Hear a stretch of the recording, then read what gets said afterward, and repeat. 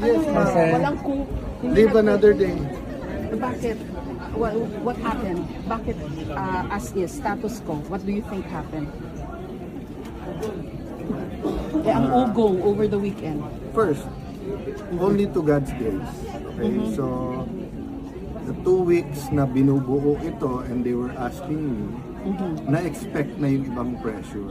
Okay. Pero I have to admit, grabe yung pressure. And to all of you, lalo sa mga mahal namin sa media, read between the lines. Read between the lines. Any pressure, negative or positive, please read between the lines. What pressure? Pressure na kumalas. Who called? Who, Alam naman who ng lahat. lobbied? Alam naman ng lahat. So, ang aking inuulit na message, we're here to collaborate. So, interdependence with the judiciary and the executive. Wala namang problema sa judiciary, but with the executive, we want to collaborate. Ano yung, especially because of the crisis, gugutom na talaga mga tao talagang nawawalan na ng trabaho. I don't blame them for trying, but mas marami nasasaktan habang tinatry. Tapos yun nga, katulad ng NBI, kagabi lumabas, may ano talaga, gunpowder. So nagsisinungaling talaga sa presidente. So there's a lot of lies, deception, miscommunication ongoing. But yung members namin, we say we'll hold together. Manipis talaga, kaya grabe yung pang-intriga, grabe yung pakiusapan. May attempt kanina dun sa committees. Having said that, we're all professionals and I don't blame the minority. Nung nasa minority kami, gusto rin namin maging majority. Diba? So ang tinutulay ko is that basta dun lang tayo sa tama pare-pareho, we're willing to work with you. Pero yung hahawakan nyo kami sa liig or magdidikta, especially kung papunta tayo sa changing the constitution, medyo malabo kami sumama. How does that feel like? Parang you're walking on eggs. Ganun ba yun? Very thin line. It's what? 13, 11? Yeah, pero and then alam mo, yung dalawang the last time I felt like this yeah? was during the time ng Hello Garcia. Kasi it's just so pure. I mean, I'm not saying lahat ng decision ko ay tama. I'm as imperfect as anyone else. But it's a walk of faith. It's just, Lord, kung ilalagay mo ako dyan, lagay mo. Biglang nilagay. Lord, kung tatanggalin mo ako, tanggalin mo na ako. So, I just have to make sure that every day is a day I really use to the optimum. Gamitin ko talaga yung kapangyarihan na binigay sa akin ng Senate President to do good. Diba? So yun ang mimitingin namin ngayon. What is the 3 to 7 bills that can address the crisis? So ano yung presyo, trabaho kita, or sa energy, presyo ng kuryente, or sa agriculture, maliit man ang epekto or malaki na we can propose to Malacanang tapos itulak ng gusto. But yan medyo hindi lang kasi na pick up because it was just one of my vlogs naman. Naparating sa akin na maraming nakapending na bagong taxes. And this is normal sa mga economists. Pagka ganito na may threat ng stagflation, nagmo-move sila for new taxes. Ang sabi ko, we will be open but only if mag-order muna sila ng 10% saving sa buong gobyerno. Ipakita muna natin sa tao bago natin singilin ng mas mataas na tax. Dalawa. One, nagsisave tayo, walang luho sa gobyerno. Number two, honest to goodness yung atin anti-corruption.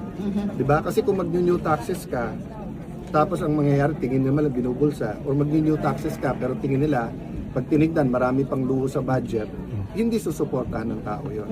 The problem is economic spending is down. Yes. So the economy is really not moving at all. It's the first time, siguro after World War II, na nagkasabay-sabay. Oil, fuel, fertilizer, geopolitical tension. So tapos tayo kasi, 3-4 ang tama. Bakit? Marami tayong OFW .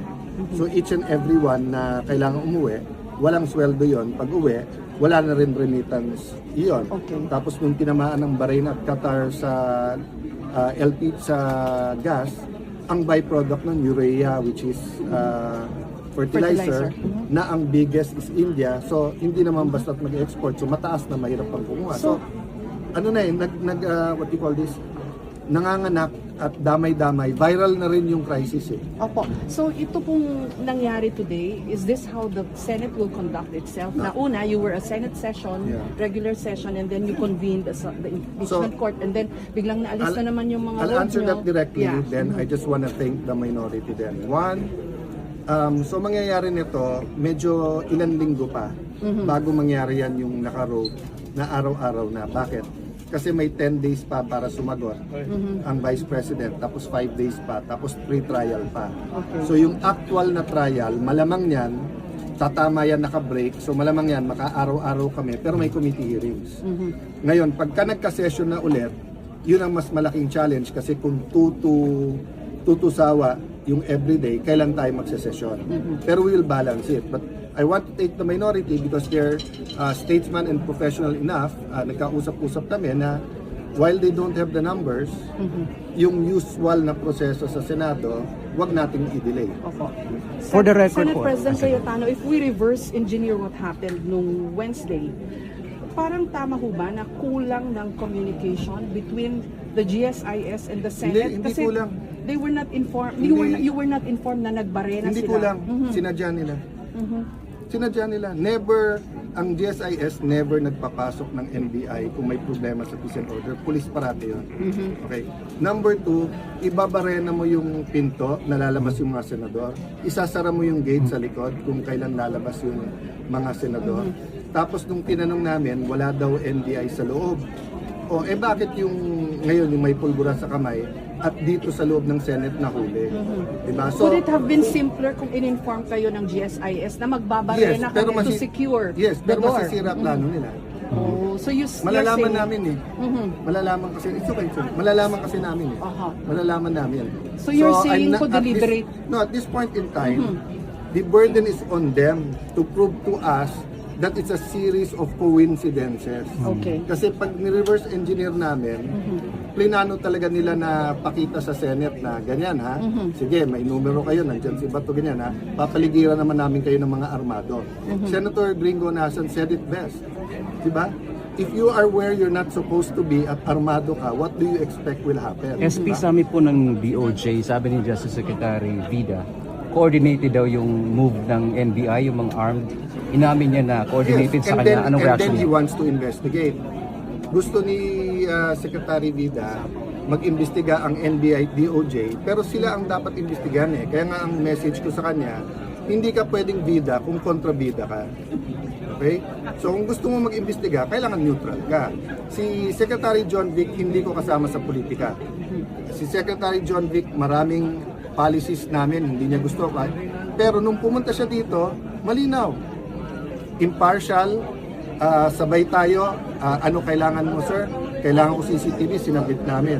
So basta't patas, payag kami. Pero wag naman yung gagawa ng storya tapos kami pa ang kontrabida sa ulit. Isa na lang po, SP, yung inaabangan ng iba yung chairmanship ng Blue Ribbon Committee, bakit wala? Because nga, we wanted a bigger majority and we want to move forward na hindi confrontational pero lumabas lahat ng totoo. So we're considering everyone. We're considering Senator Marcoleta but we're also considering someone else. O sabihin ko na, we're considering Senator Pia. Diba? And then, dati, flood control lang. Now we have to investigate yung ginawa ng NBI. So, sa rules pa namin bibigay yan sa Blue Ribbon. Diba? So, it's getting more complicated because nga of the events last week. Having said that, kung panay ganyan yung issues, kawawa ekonomiya natin, kawawa si Juan de la